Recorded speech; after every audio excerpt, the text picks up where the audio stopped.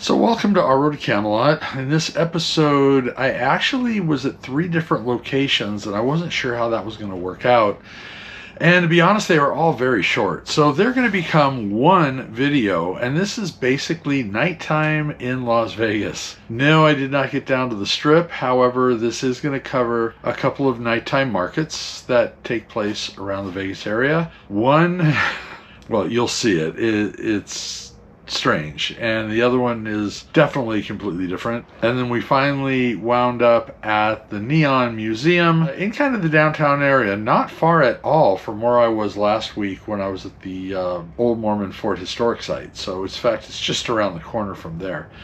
Yeah, so let's go ahead and jump right into it. We'll get there right after this.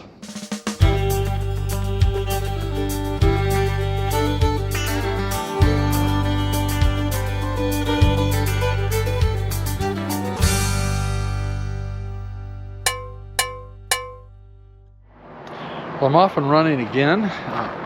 This episode, I'm heading out to dinner right now to go eat over with Megan and Aaron, and then we're going to 2 different night markets here in Las Vegas. The first one is actually, I'm hoping we make it to both. The first one is a goth market. I don't quite know what that means, but I dressed appropriately. And of course, the outer shirt doesn't quite fit that, but we are going to Tivoli Village nighttime market if we have time afterwards. So with any luck, we will be going to 2 different nighttime markets. All right, so this first one is just kind of a strip mall lineup. We'll just kind of take a quick look around. This is the nighttime goth setup. I'm going to check out the ticket. All right.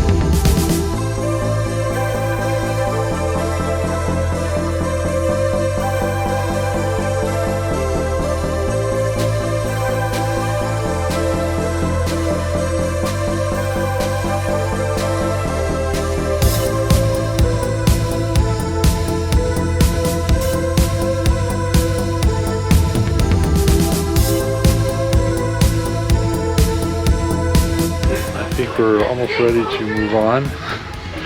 What a complete difference between here. I'll have a title in the description of the store in case you are into this and you're in the Las Vegas area. But this is a different side of Las Vegas.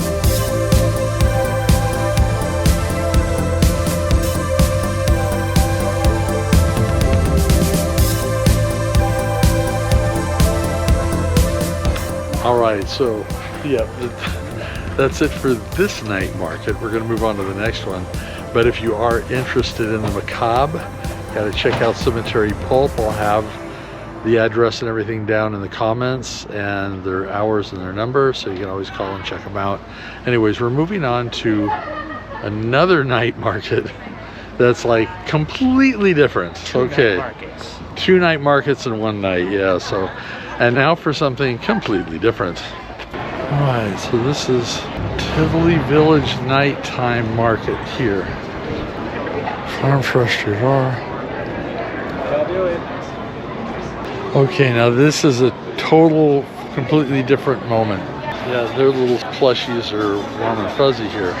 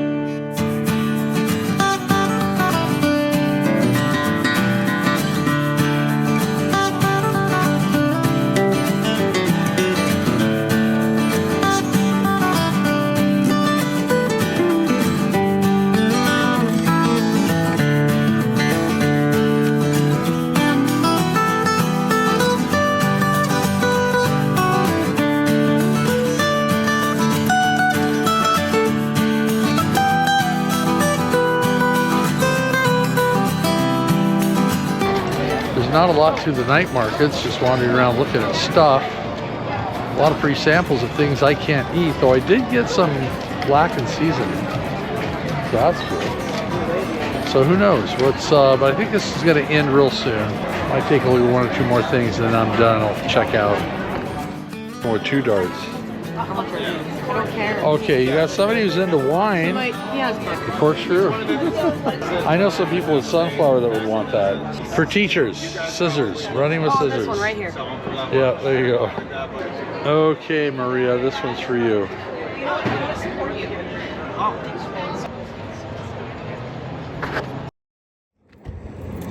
Yeah, so we have an outing, another nighttime event. With your phone? Yeah, and I have to shoot with my phone because they don't allow other kind of cameras in here. We are at the Neon Museum. When you enter the Neon Museum, you actually enter through the old lobby of the La Concha Motel. It is definitely advised make sure that you purchase your tickets online. Though you can purchase them at the museum, it's definitely advised to do it online because if it is a busy day, you could get turned away.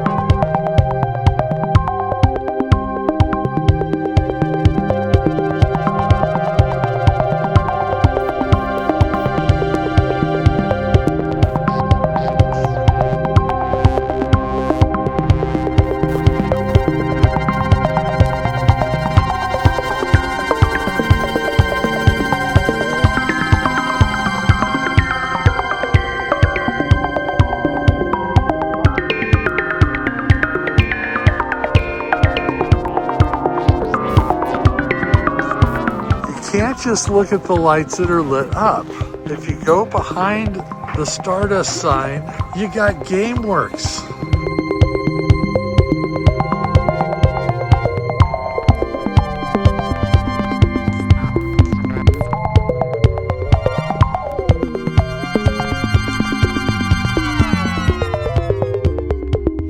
Now I got to talk about this one behind me. It is a giant skull. And if you go on Google Earth, you actually see this giant face staring at you.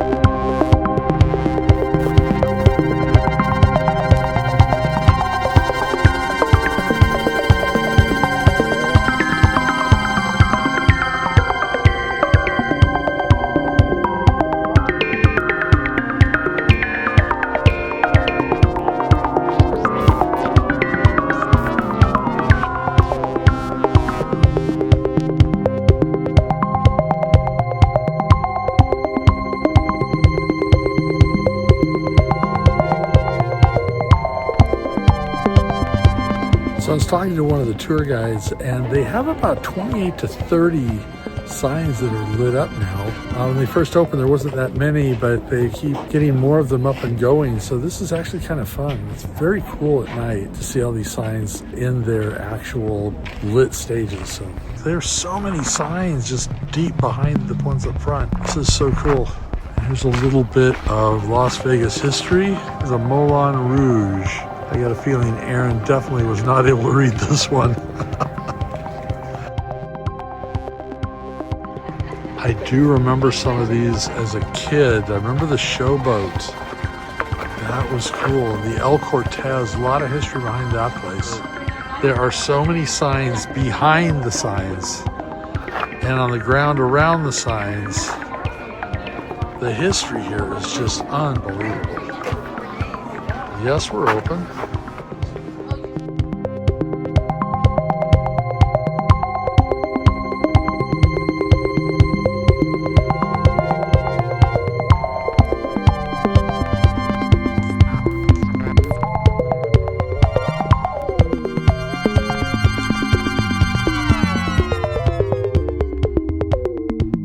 There is a whole nother section that is behind bars that you can get an exclusive peek if you pay extra for a private tour. But until now, we just look through the bars.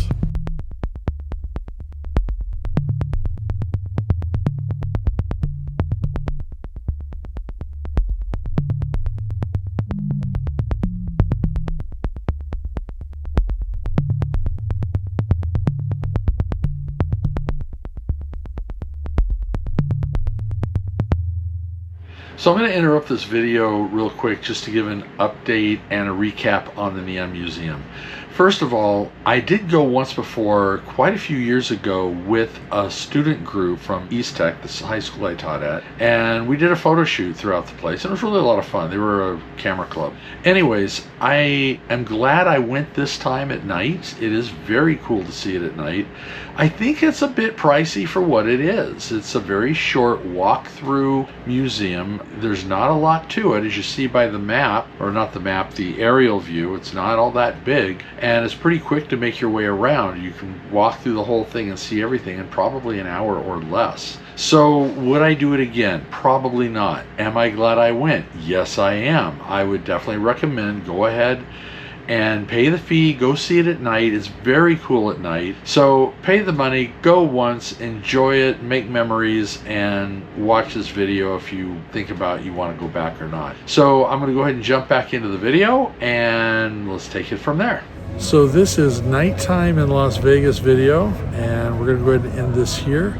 Make sure you hit the subscription button. Also hit the notification bell. Let you know when we post every Sunday at 2. Thumbs up for good measure, and I'll see you on the road.